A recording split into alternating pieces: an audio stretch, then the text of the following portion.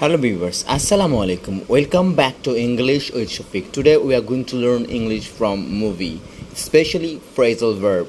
If you use phrasal verb in your writing or speaking, your English will elevate into upright position. So, without squandering time, let's get the ball rolling. আজ আমরা movie থেকে ইংরেজি শিখতে চলেছি। বিশেষ করে এটা হচ্ছে গ্রো অন সামবডি। এটা হচ্ছে ফ্রেজাল ভার্ব। ফ্রেজাল ভার্ব হচ্ছে একটা ভার্বের সাথে পার্টিকেল কিছু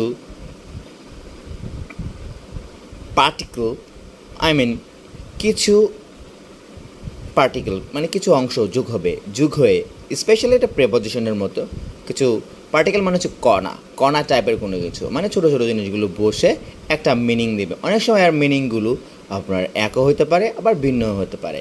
দেখুন এখানে বেশিরভাগ ক্ষেত্রে ইডিওমেটিক মিনিং দেয়, যা ভাবেন তা নয়, অন্য কিছু। ওকে, এগুলো মুখস্থের মতো করে নিলেই ভালো হয় ইউজ দেখে দেখে। চলুন ব্যাপারটা ব্যাখ্যা করি। এটা হচ্ছে লংম্যান ডিকশনারি। দেখেন, from Longman dictionary of contemporary English, grow on somebody. দেখি ব্যাপারটা, grow on somebody phrasal verb. If something grows on you, you gradually ধীরে ধীরে লাইক ইট, এটাকে আপনি পছন্দ করেন মোর অ্যান্ড মোর, বেশি করে। মানে কোনো জিনিস খুব যতই দিন যাচ্ছে ততই ভালো লাগছে, ভালো লাগার ব্যাপারটা বেড়েই চলেছে এই বিষয়টা।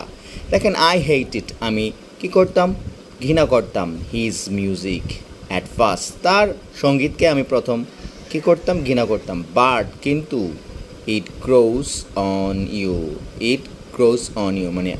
মানে এটা আপনি ভালো লাগতে শুরু করলো আপনার। ওকে, এখন আমরা যে বিষয়টা দেখাবো সেটা হচ্ছে আমরা মেন ইভেন্টে চলে যাই। এই যে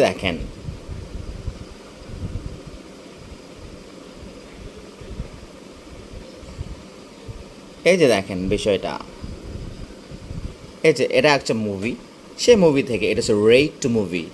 গ্রোস অন মি মানে আমাকে তুমি ধীরে ধীরে ভালো লাগতে শুরু করেছো। আশা করি ব্যাপারটা বুঝতে পেরেছেন।